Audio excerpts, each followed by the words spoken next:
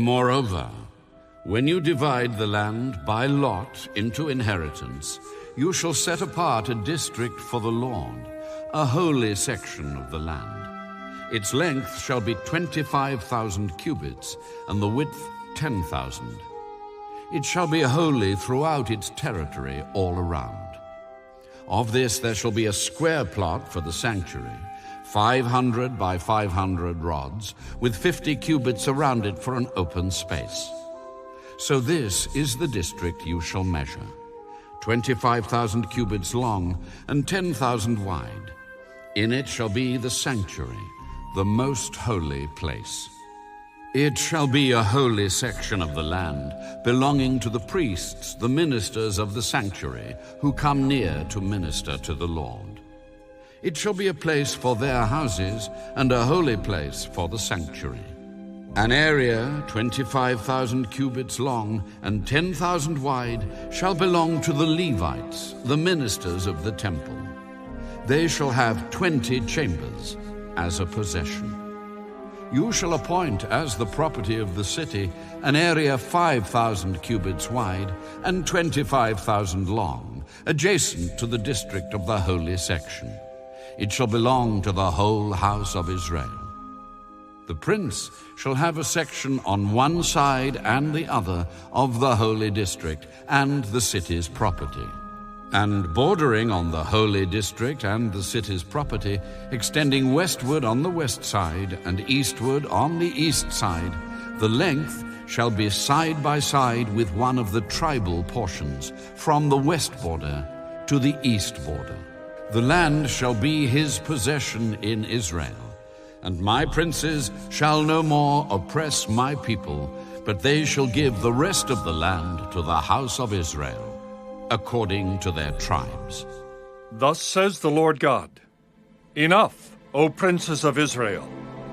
Remove violence and plundering, execute justice and righteousness, and stop dispossessing my people. You shall have honest scales, an honest ephah, and an honest bath. The ephah and the bath shall be of the same measure, so that the bath contains 1/10 of a homer, and the ephah 1/10 of a homer. Their measure shall be according to the homer. The shekel shall be 20 gerahs, 20 shekels, 25 shekels, and 15 shekels shall be your minna. This is the offering which you shall offer. You shall give 1/6 of an ephah from a homer of wheat, and 1/6 of an ephah from a homer of barley. The ordinance concerning oil, the bath of oil, is 1/10 of a bath from a kor. A kor is a homer, or 10 baths, for 10 baths are a homer. And 1 lamb shall be given from a flock of 200, from the rich pastures of Israel. These shall be for grain offerings, burnt offerings, and peace offerings, to make atonement for them. All the people of the land shall give this offering for the prince in Israel. Then it shall be the prince's part to give burnt offerings, grain offerings, and drink offerings at the feasts, the new moons, the Sabbaths, and at all the appointed seasons of the house of Israel.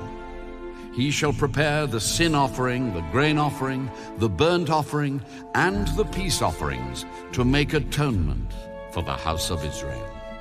Thus says the Lord God, In the first month, on the first day of the month, you shall take a young bull without blemish and cleanse the sanctuary. The priest shall take some of the blood of the sin offering and put it on the doorposts of the temple, on the 4 corners of the ledge of the altar, and on the gatepost of the gate of the inner court. And so you shall do on the 7th day of the month for everyone who has sinned unintentionally or in ignorance. Thus you shall make atonement for the temple. In the first month, on the 14th day of the month, you shall observe the Passover, a feast of 7 days. Unleavened bread shall be eaten. And on that day the prince shall prepare for himself and for all the people of the land a bull for a sin offering. On the 7 days of the feast he shall prepare a burnt offering to the Lord, 7 bulls and 7 rams without blemish, daily for 7 days, and a kid of the goats daily for a sin offering. And he shall prepare a grain offering of 1 ephah for each bull, and 1 ephah for each ram, together with a hin of oil for each ephah.